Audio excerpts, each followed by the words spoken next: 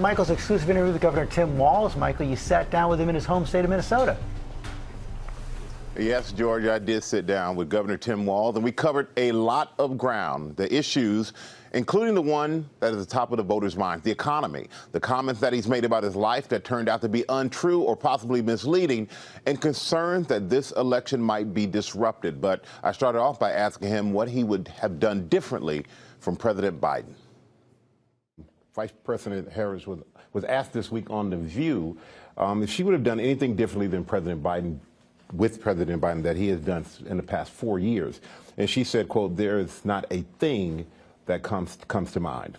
And she later said she would have a Republican in her cabinet. Yeah. And when it comes to President Biden and the presidency, would you or do you see anything that you would have done differently? Yeah, and look, as a governor, I was asked to be governor of this state when Donald Trump was president and when Joe Biden was there. And I watched Donald Trump dismiss the COVID pandemic. I watched him drive an economy into the ground. And I watched Joe Biden and Kamala Harris pick those pieces up. And I think for all of us, we make decisions, we reanalyze afterwards. I think the thing that drew me to this ticket, and I think what the vice president's talking about, is that her values on these hasn't changed. They have been working for the middle class. They've been doing all they can to make sure prices come down. They're protecting reproductive care. So it makes me want to ask you, do you think that Biden's done everything right? Well, look, I don't know if any of us do everything right, but I can tell you he's done everything in the best interest of the American public. He's listened to what the public did. He's asked for answers, and I think, and reevaluated afterwards. And I think if your values and the judgments you're making and the ethical decisions you're making, he's done that. And I, again, have seen the difference that it made, especially during the COVID pandemic, of what it looks like to have that ethical, visionary leadership versus someone who's incredibly self-centered. I want to go back to something you said on Tuesday. You said, "I think all of us know the Electoral College needs to go." But the campaign came out later that night, and they said that's not their stance. Yeah. Well, it's not the campaign's position. And the point I'm trying to make is that there's folks that feel every vote must count in every state. And I think some of folks feel that's not the case. Our campaign does that. And the point I'm saying is, I'm in 5 states in 2 days. We're out there making the case that the campaign's position is clear, that that's not their position.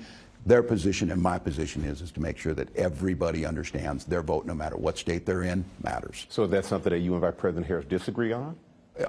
I have spoken about it in the past, that she's been very clear on this, and the campaign, and my position is the campaign's position. And let's talk about the economy. That is the top issue for voters out there. 74% of voters said the past year they've had to cut back on groceries because of the rising costs, of course. And a lot of those voters, they're concerned that they cast their vote for Kamala Harris, but she's responsible for that. Yeah. So how do you reach those voters? What do you say to those voters who may blame her for the economy right now? Yeah, folks in the middle. Well, we talk to them about what are the policies that are going to make a difference. And we see some of the data, but data doesn't impact people in their daily lives. Going to the grocery store and you see false information, whether it's bird flu impacting eggs. But the reality for most people is if those costs are up, they want to know what you're going to do about it. I think that's why she's focusing on making sure whether it's home ownership more affordable, tax cuts for the middle class, and let's just be candid about this price gouging piece of this. And something that former President Trump said, something that within your debate they were saying that, hey, these are policies that Kamala Harris could have done 3 years ago when she was in the White House with President Biden, and she never did. What do you say to people who bring that up, who say that? Well, Donald Trump had 4 years to do it, if you're going to talk about that. And what the point is, you need a partner in Congress. You've seen these. We've seen different bills that are ready to pass, and Donald Trump makes sure he steps in. We saw it around immigration, a bipartisan bill, widely respected, wanting to make a difference in this, holding true to our values, securing the border. Donald Trump steps in and says, look, that's going to hurt my political future. Let's not make it happen. Let's talk about your record. And you call yourself a knucklehead. Call yourself a knucklehead because you've made some statements that just aren't true. And the comment about weapons of war that I carried in war, which you didn't.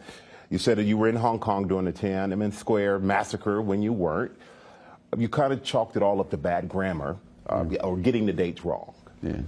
But your opponents say you lied to make yourself look better. Do they have a point? Well, look, 35 years ago, got the opportunity to be in Hong Kong, be in China, learned a lot about it. Served 24 years in the National Guard, passionately, in an instance, talking about gun violence in schools, on an instance there. Proud of the service that I've done, proud to be a teacher in that classroom, proud to have been very public all these years, and owning it when I, said, look, I was there in August of '89. And I think what you see here, you saw it in Minnesota. I've been elected 8 times here. These things have been very public for folks here. They see the results of things that we pass. We see a state that's a top 5 state for business. We see 3rd best state, top 3 state for raising a child, and we've got the best health care. And I think the policies, whether it be dealing with China and understanding China's human rights record, what you can be certain there is that Kamala Harris and I aren't going to, pick dictators on speed dial. See, Xi Jinping is doing a good job during COVID, as Donald Trump said, and I think those lessons learned over a lifetime of being very public, whether it's in the classroom or being elected. Well, but it's one of the things of trust. So there are going to be some people who say, we can't trust him to even tell the truth about himself. Yeah.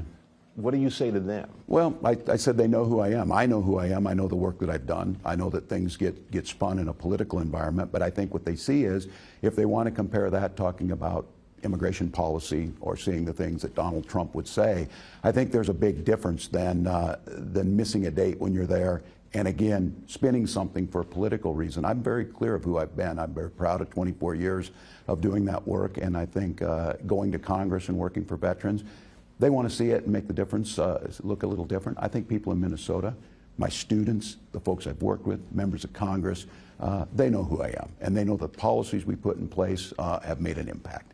And Vice President Harris said that she told you to be a little bit more careful on how you say things.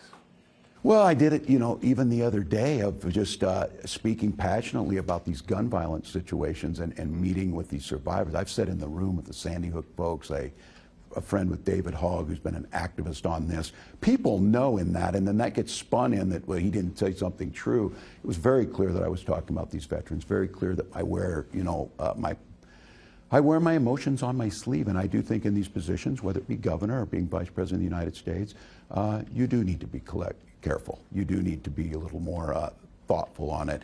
And I think what you see is as someone who's been in classrooms a lot, I've been around coaching a lot, I speak passionately, and I think doing that, you need to combine the two. And I think that's what she's referring to. And you spent years as a high school defensive coordinator. Yes. Coach, getting the guys together and out there in that field, and you credit that experience as, you say that's something that makes you uniquely positioned to help America go where you feel like it should go. How did that make you uniquely qualified for that? Well, I think it's about building teams, about bringing diverse folks in, finding where their skills work. I feel like I'm on a championship team with Vice President Harris, but it's that idea of molding, shaping, providing guidance, but understanding that you're just a piece of it. The players got to play. I always said you've got to put them in a position to be successful. And I think where you see these positions, whether it's governor or vice president, you got to put the American people in a position to be successful, and they'll do it. They'll do it.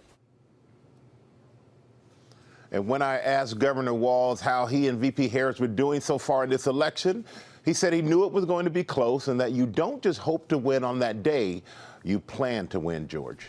All right. Okay, Michael, thanks very much. Good job. And this Sunday on This Week, Chief Global Affairs anchor Martha Raddatz interviews Donald Trump's Vice President's running mate, J.D. Vance. Check your local listings for showtimes.